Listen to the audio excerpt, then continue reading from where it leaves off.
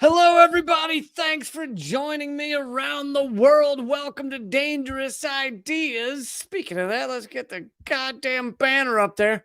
Thanks for being here, joining me at Dangerous Ideas. I'm Lee Camp, the most censored comedian in America. And thank you for making such an effort to find me wherever I am, whatever tiny corner of the remnants of the internet that I'm allowed to exist on. Thank you for finding me. Thank you for clicking subscribe, clicking share, leaving a comment. Even if you got nothing to say, throw it in there because it helps. And yeah, we've got a lot of big news going on today. We're going to get into my predictions as to what the U.S. and the predictions of others as to what the U.S. will do when the U.S. government finally comes to terms with the fact that they have lost the proxy war in Ukraine.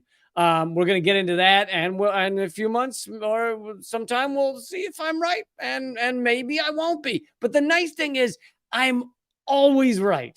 So that is one of the nicer things about this. And to give you an example of one of the things I've been right about, because I try to explain this to people. It's not that hard to be right about U.S. foreign policy and about how things are going to shake out given enough time. I don't mean the bullshit kind of stuff they push at you right when a story starts. I mean the stuff you get a few months, maybe a year, maybe 5 years later, where you finally get the truth. I tend to always be right with that stuff. So, as I say to people, it's not that tough to be right on this stuff. You just have to understand the motivations of the U.S. empire, and it is money and power. So, if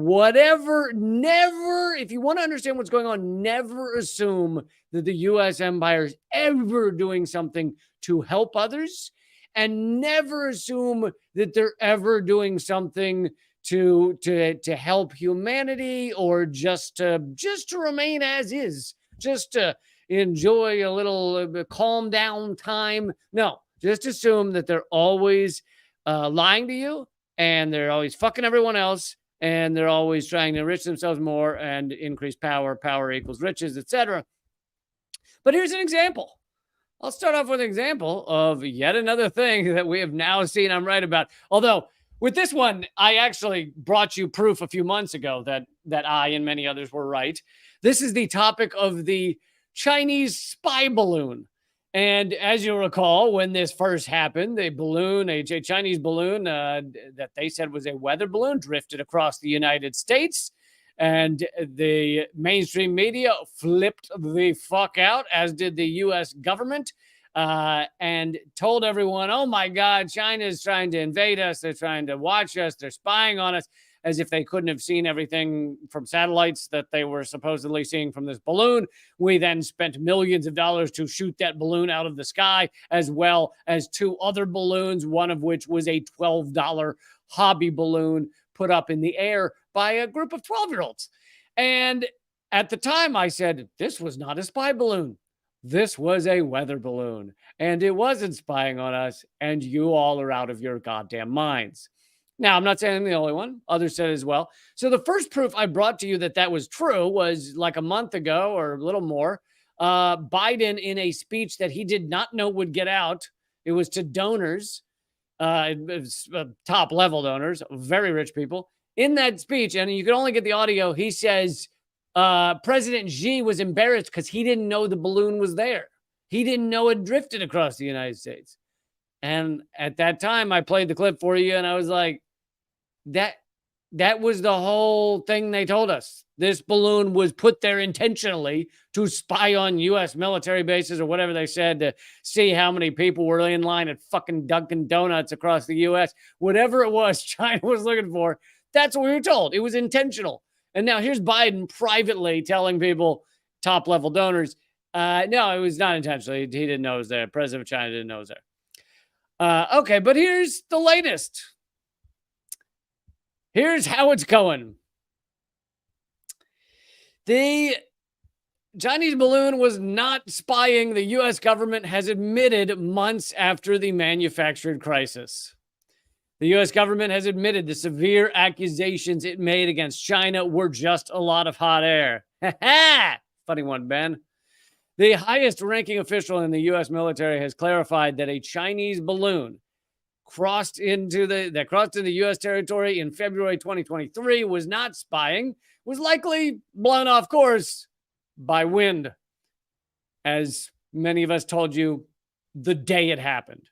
CBS News published an interview this September with the chairman of the Joint Chiefs of Staff, General Mark Milley, who stated the intelligence community, their assessment, and it's a high confidence assessment, is that there was no intelligence collection by that balloon.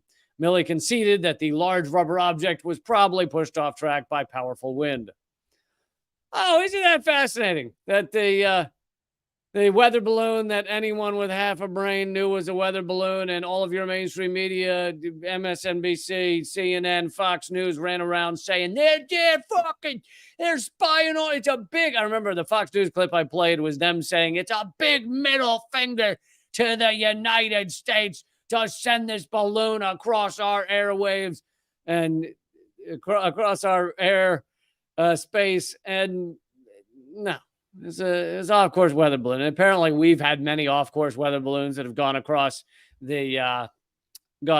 Latin America, various countries down there. And you notice they didn't flip out as much as we, the U.S. empire, losing our goddamn minds. It's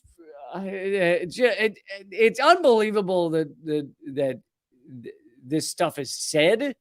And then it's unbelievable that the mainstream media is willing to repeat this shit. And then it's unbelievable that the American citizens are willing to believe this shit. And then, of course, when the truth does come out, as it is right now with the Pentagon, you get essentially zero mainstream media coverage. So there's another story that I was correct about, that many in the independent media space were right about. Now, essentially no one on your mainstream media was willing to say that. Okay, but I want to get into, we are getting to the point, and I got a bunch of other stories as well, including the $1 billion in foreign aid that has driven a global drug war that has destroyed lives and including executions, etc. I got great new video of Biden officials being harassed and harangued by activists, which is one of my favorite things to bring you guys. But okay, so just the other day I brought you, was it yesterday? They all blur together. Yesterday I brought you, with Eleanor, I brought you, Seymour Hersh's, article that just came out on, the internally U.S. intelligence officials, at least a certain group of them, are admitting that this war is over, that the proxy war is quote unquote lost, that Ukraine has no shot of breaking through Russian defenses, etc. Now, and what I want to get into is what the U.S., my predictions and what others think of what the U.S. will do when it finally comes to the conclusion or is willing to admit to the world that this proxy war is lost. What we will see coming down the pike. And the other thing that needs to be noted here is that this counteroffensive, this Ukraine counteroffensive that has failed, many in the U.S. intelligence community knew it was going to fail, and many in the U.S. government in general, but they pushed it anyway. And that shows how little they care for Ukrainian lives. They didn't care that they were sending people to their death for a lost cause. As they didn't care when they sent U.S. soldiers into Vietnam. They don't give a flying shit about the lives of those that are sent into this like cannon fodder, which I believe is where they got the term. But this is from Fairness and Accuracy in Reporting, and this is hyping the, and they do amazing work. Anyone who reads them, you know that they are not like, they're not trying to be outrageous. They're not like me in that they're not yelling curse words every 3 sentences. I think they should. I mean, I think they should put more in there, but they're a very serious organization that reveals how wrong our mainstream media is on like a daily basis. And they talk about how the U.S. press hyped the Ukraine counteroffensive propaganda even as they knew it was wrong. Here's from that article. It's been clear for some time that the U.S. corporate news media has explicitly taken a side on the Ukraine war. We all know that. This role includes suppressing relevant history of the lead up to the war, attacking people who bring up the history as conspiracy theorists. Me included. Basically, if you just mention the real life history of what's happened in Ukraine, you are a conspiracy theorist. But if you completely make up utter bullshit stories like the Chinese balloon that's going to get everyone, there's a balloon, boss, the balloon. Then you're not a conspiracy theorist. You're a mainstream media information merchant. You are just giving people the truth. So this role includes suppression of relevant history, attacking people who bring it up as conspiracy theorists, accepting official government pronouncements at face value, and promoting an overly rosy picture of the conflict in order to boost morale. Thank you, Sailing Prepper, for the donation. Appreciate it. For most of the war, most of the U.S. coverage has been as pro-Ukrainian as Ukraine's own media, now consolidated under the Zelensky government. Well, even U.S. officials did not believe that this counteroffensive would amount to much. U.S. media papered over these doubts in the run-up to the campaign. At one point, they even called Ukraine casualty averse, which, if you decode that euphemism, it is the U.S. government that is not fighting and dying over there, right? It's these U.S. government privileged, almost exclusively white assholes saying to Ukraine, the casualty averse means you aren't dying enough. Get over there and die a little more. Why are they not dying as much as they should be? That's what casualty averse means. And it's repulsive to see these incredibly privileged assholes say such a thing. Even if it were said by the top brass of the Pentagon, the majority of them have not seen action, quote unquote. The majority of them sit in an office and tell people to go die. Thank you, Underhill, for the donation. And he says I should use it to buy drugs. I really appreciate that. That's very kind of you. You didn't specify which kind of drugs I should buy. So, maybe I'll snort a little Robitussin tonight and really get wild. Okay, back to fairness and accuracy in reporting. In the run-up to the counteroffensive, U.S. media were full of excited conversation about how it would reshape the nature of the conflict, right? I know a lot of you are smart enough not to watch mainstream media, so you might have missed this, but there was a fervor headed into this counteroffensive about how grand it was going to be and how Russia was going to be defeated, et cetera, et cetera. It was hilarious to watch. Even I, knowing very little about what the Ukraine military's capabilities are and that kind of thing, I still knew it was bullshit. There's no way that a massive nuclear power is just going to be brought to its knees by the remaining Ukraine forces. It's just not a thing. It doesn't matter how many Abrams tanks we send over there or whatever, cluster bombs.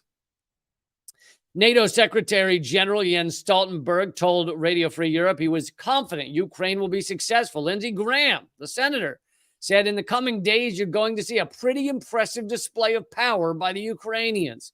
As for his prediction, Lieutenant General Ben Hodges told NPR, which I'm sure they didn't push back, said, I actually expect they will be quite successful. Former CIA Director Petraeus, author of the overhyped surge strategy in Iraq, said, I personally think that this is going to be a really quite successful counteroffensive, and the Russians are going to have to withdraw under pressure of this Ukrainian offensive, the most difficult possible tactical maneuver, and I don't think they're going to do that well at that. Do well at that. He meant the Russians are not going to do well. And you'll notice that all these people that said this crap that were completely wrong, Andrew also throwing me money for drugs. I really do appreciate the drug money, and anybody else who wants to throw in drug money, I'm all for it. Is it something I said today that that made everyone think I really need some drugs? Boy, Lee's drugs seem to have run out. Well, I don't know what's going on with him, but he does not have the amount of drugs we were hoping for in this episode. Despite the soaring rhetoric presented to audiences, Western officials understood the counteroffensive was all but doomed to fail. This is such a key point. They fucking knew. They knew they were sending people to their deaths for a lost cause, and they don't care because the proxy war is not meant for Ukraine to be successful. I mean, they knew it was a lost cause. The U.S. thought it was going to bring Russia to its knees by various sanctions and things like that. The U.S. actually correctly surmised that it would force many European countries like Germany and France back into a vassal state system underneath the United States. Much of that has happened, so you can call that some success. And of course, the U.S. used this whole war as cover to blow up the Nord Stream pipelines, which may have been 80% of their goal to begin with. But they don't care that Ukrainians are dying hand over fist, hundreds of thousands, and they knew this counteroffensive would fail, and it has failed. And here we are. But okay, so let's get to the reason I want to bring this up again. So part of this analysis is coming from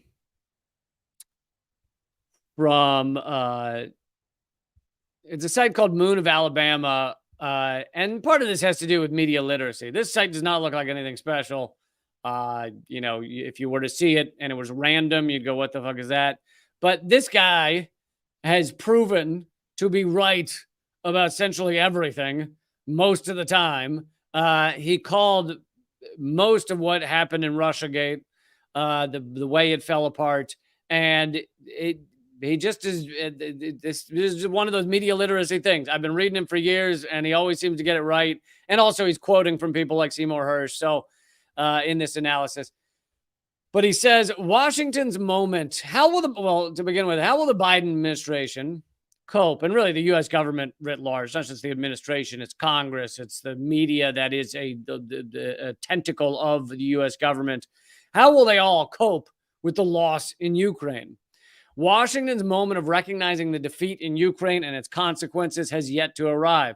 Seymour Hersh reports, and I brought more of this to you yesterday, but I'll read this little part again. There are significant elements in the American intelligence community relying on field reports and technical intelligence who believe that the demoralized Ukraine army has given up on the possibility of overcoming the heavily mined three-tier Russian defense lines and taking the war to Crimea and the 4 oblasts seized and annexed by Russia.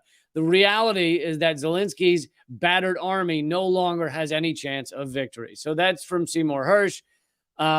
The DIA, which is the Defense Intelligence Agency, is still saying that the Ukrainian army has a chance, while the CIA is saying that they do not.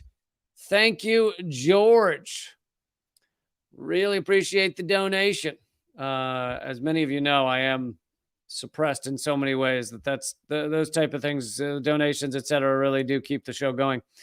So the CIA knows that Ukraine is done. The DIA, the Defense Intelligence Agency, is still keeping out hope that there's going to be some sort of break through Russian lines. The Biden administration has made no plans for such an eventuality, meaning losing, and just a quick reminder, even the former head of the CIA, Leon Panetta, has said this is a proxy war. So it is not some sort of conspiracy idea to call this a proxy war. It is 100% a proxy war. And even the head of NATO, Jens Stoltenberg, has said recently, just the other day in a speech, that this war was caused, the invasion by Russia was caused by the expansion of NATO. He said it multiple times very clearly that the invasion was caused by the expansion of NATO, which is the opposite of all the propaganda we've gotten in the U.S. and Western media for the past year and a half. We were not told this was caused by NATO expansion, because that might make it seem like it's kind of our fault a little bit. And we can't have that. So we have not been told that. Yet here's the head of NATO saying exactly that. Anyway, the Biden administration has made no plans for this loss. Their divorce from reality will make this state of affairs all the more stunning and galling. Bereft of ideas, they will flounder. How they will react is unknowable. We can say with certainty one thing: the collective West, and especially the U.S., will have suffered a grave defeat. Coping with that truth will become the main order of business. And so he says how they will react is unknowable, but actually there is a bit that's knowable, which is what I was talking about with the title of this episode. This is what the U.S. will, and you mark my word, okay? Step one, as they say here in this article, is to move the goalposts. They are going to redefine what is victory, what victory, quote unquote, looks like in this whole proxy war. The U.S. is going to finally, I assume at some point, I mean, it's, who knows? Maybe the U.S. will hang on for fucking ever, and pretend this is just gonna keep going. But at some point, they'll probably say to Zelensky that, okay, well, it's time to sit down and hammer out a peace deal, which is what me and many other independent media people said needed to happen from day one. There should have been a peace deal, which was stopped. There was going to be. It was stopped by the U.S. and the U.K. A year ago, April. So the U.S. government will probably say, okay, it's time to sit down for a peace deal. But outwardly to us, they'll move the goalposts and they'll call it a victory. And they'll say, well, we stopped Russia from we stopped them from going for Poland. They're going to pretend that Putin was going for Poland, which he never was. They're going to say, well, we drained Russian military forces, which was the point all along. Or they'll say that's the goal. Or they'll say that, well, Russia, sure, the independent regions may ended up being part of Russia, et cetera, but Russia learned that they can't just go into a country without pushback. Or they'll move the goalposts and act like this clear loss is a win, is some kind of win. So, and when that happens, not if, but when that happens, I will bring you those stories. So that's going to happen. We're going to be told this is some kind of victory. And then this article says they will cultivate amnesia, which that's a great prediction because we've already seen it happen, right? We've already seen them create amnesia for the American people and the people, I guess, of Europe as well, to forget about the Maidan coup, which was U.S. fostered and backed, and Victoria Nuland stood in the square when it happened and handed out chocolates and shit. They're going to say, forget about it. They've already said, forget about the Maidan coup. Forget about 2014 when the U.S. did that, put in a pro-Western government. Forget about the funding and propping up of Zelensky. Forget about how rich he is. Forget about the Panama Papers that revealed how much money he has in tax havens. Forget about the fact that he has skimmed, according to Seymour Hersh and others, skimmed hundreds of millions off of the billions that have been sent there by the U.S. Forget about the NATO expansion. Forget about the fact that NATO was a military alliance to go against the Warsaw Pact, to go against the Soviet Union. There is no Soviet Union anymore, so there should not be any NATO anymore. Forget about that. Forget about the U.S., just history in general of horrific, awful wars, including Iraq and Libya and Afghanistan. Just they want to move beyond and create amnesia on all of those fronts, and they've largely succeeded. I mean, you walk to your neighbors, those of you who live in the United States, go up to your neighbors and go, tell me about the Maidan coup, and particularly about the U.S. involvement. And your neighbor will go, what? Do you remember today, garbage can day? Are they picking up the trash in our neighborhood this week? Because I thought they were. That's the response you'll get. Americans do not know what happened in 2014 because they're not supposed to. That it reveals U.S. involvement. It reveals what led to this. They don't understand what NATO is. They don't understand why it exists. They certainly don't know what Jens Stoltenberg, the head of NATO, said the other day, that Russia invaded in response to NATO expansion. So they will continue to try and cultivate amnesia about the reality of what this was, what the initial goals were, etc. And then this article also says one of the responses to, well, before I get to that one, the U.S. is going to pivot to China, as they already have been, but I think the U.S. government probably before the next election, because Biden will not get reelected no matter who he's up against unless there's some sort of war going on. And Ukraine, I don't think will cut it anymore because the U.S. has turned against it. Your average American is like, why are we sending money over there? So that won't work. So they'll probably create some sort of new boogeyman that they can more easily defeat. Now, it could be China. China, they can't easily defeat. They can't defeat them at all. But they'll continue the Chinese boogeyman thing. But I wouldn't be surprised. Of my predictions, this is the one that's a little more out on the limb. I wouldn't be surprised if they treat, Niger or something as a test case for the U.S. to like go in and make things right and prove that Biden's tough and we can beat up other countries still. And like probably some African or Latin American country will become the secondary boogeyman that the U.S. can easily beat up on. China, they can't beat up on. China is way too powerful. And all the sanctions that U.S. has been trying to heap onto China have largely just backfired onto us. So the article says, declare victory over Russia because Russia was stopped at the border of Poland. That's one example of moving the goalposts. They'll have other areas where they move they'll say that it weakened Putin. They'll say Putin having to kill Prigozhin. If Putin killed Prigozhin, the head of Wagner is another success. So stopping the Nord Stream pipelines. They'll come up with a lot of moved goalposts for why the U.S. won, even though we lost. Major offices, from the article, major offices in the CIA, and according to Hirsch, have recognized the danger of such plans. It may well be the reason why the CIA's informal spokesman, he works for the Washington Post, David Ignatius, and others wrote that Biden should step down. As Biden will have difficulties in winning next year's election, he needs some objective that can unify the country. A war that he can claim the U.S. will win is one way to do that. So there you have it. Two out of 3 or 4 of those predictions. Well, two out of 3, I think it was 3 predictions. 2 out of 3 are essentially 100% certainty. The only one that's a maybe is whether they'll bother to create some new war in Africa or something, so that Biden can have a win as he goes into the election.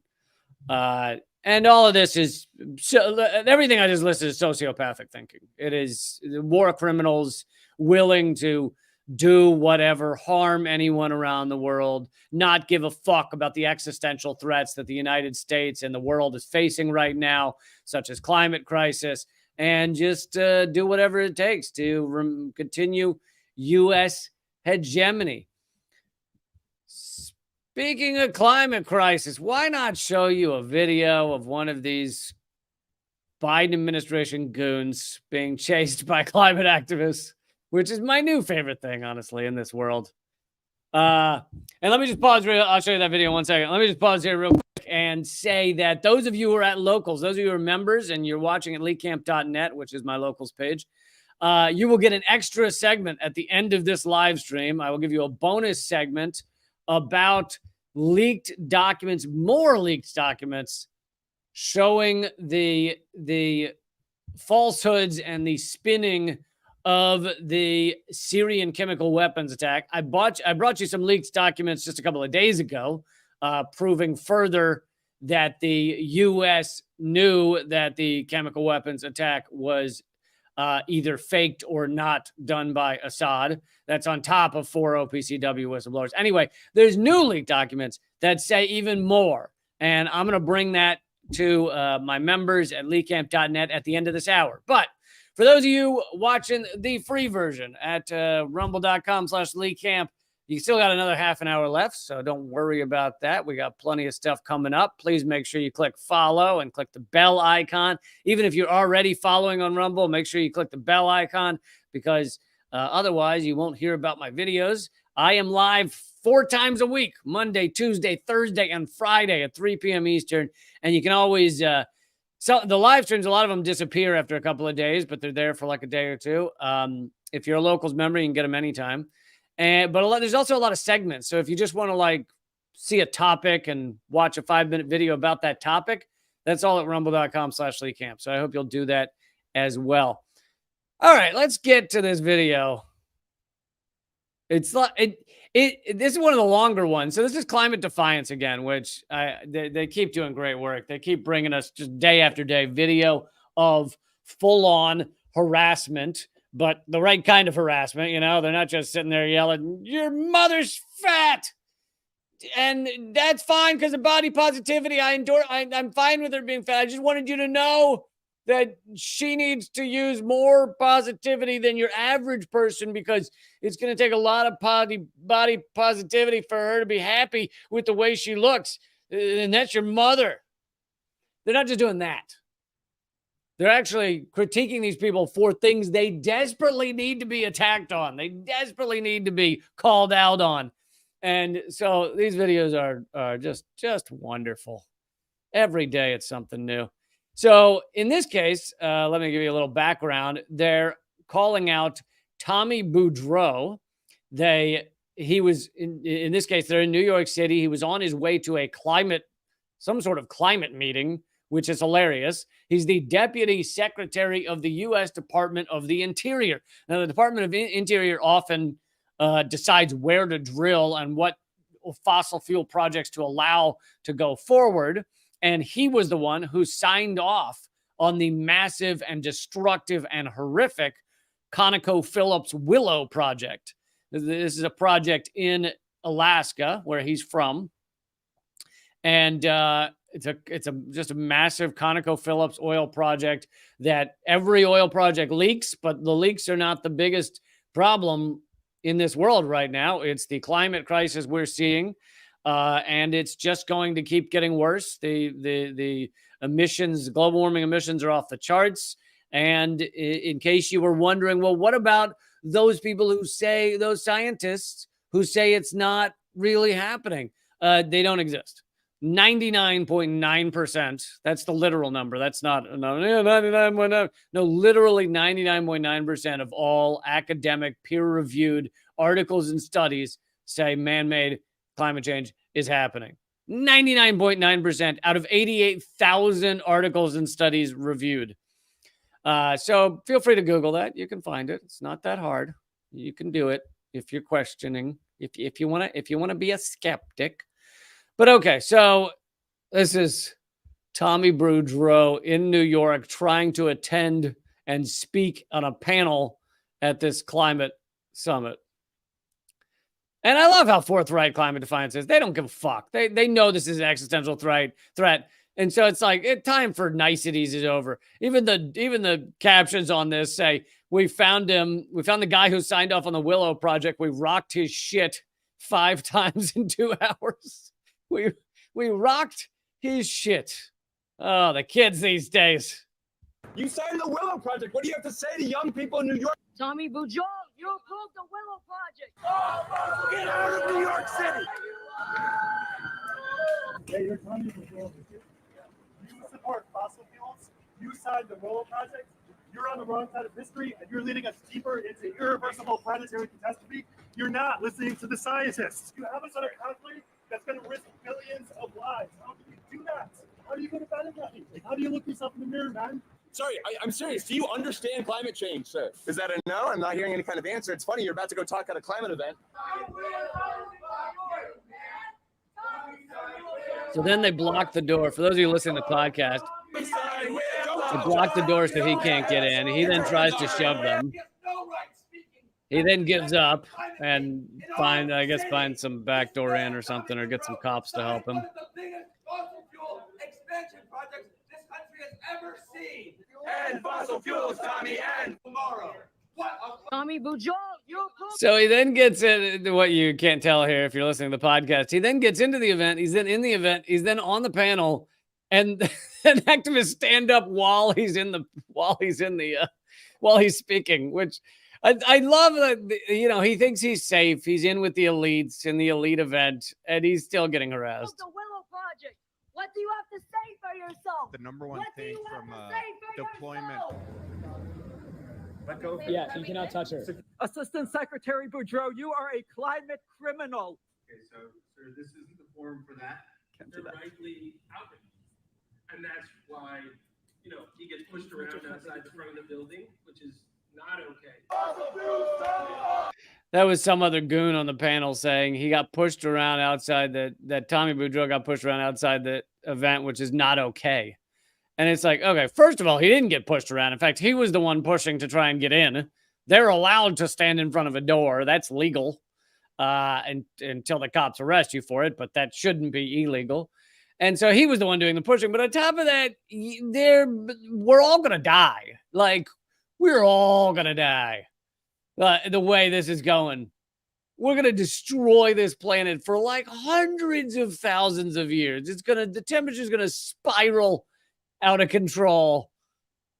And I feel like that's worse than somebody getting a little shoved. I feel like it's worse. You can't hide from us. All fossil fuels, Tommy, all fossil fuels. All fossil fuels, Tommy, all fossil fuels. Quit your job. Do something you're good at. Well, I would argue with that. He is good at destroying the planet, which is kind of the point of the Department of Interior. Anyway, I just wanted to bring you that. Climate. If you want to become one of those people and join up, you can look at Climate Defiance. They have a website. I think it's climatedefiance.org maybe, and they're always looking for volunteers. So why not look them up if you feel like it? And then you too will get to have sociopathic goons trying to bump into you to get into their events where they can do their sociopathic garbage, but you'll get to slow them down. So that's awesome. All right. So coming up next is, and I see someone in the comments that a poor soul says, but it's been really cool temperatures in California. See, climate crisis is not just heating up. It's heating up, which causes things to spiral in new and exciting ways. You could have crazy blizzards. You could have a blizzard in California in April or some crazy shit. None of that is good. None of that. It still doesn't mean that the planet's not heating up. You see how that works? Climate systems are complicated, but the whole planet in general is heating up, and globally, the temperatures have reached new record highs just about every year of the past 10 years, and it's going to keep getting worse. All right, so I want to get to the next topic, which is about the drug war. Oh, I also have an update about Panquake. I haven't brought you one of those in a while. Many of you know Panquake is hopefully going to be some sort of competitor to the corrupt and censored social media platforms like Twitter and Facebook. But anyway, I've got a little update about that. I didn't know what was going on with them either, so excited for that. All the rest of this is at rumble.com/Lee Camp. I'll put it on the screen here for you, and it is free to watch there. Also, if you're watching at Locals, everything stays the same as well. But, okay, 1 second here. That's join me at rumble.com/Lee Camp. Completely free to head over there. Da da da da da da da da da da da da da da da da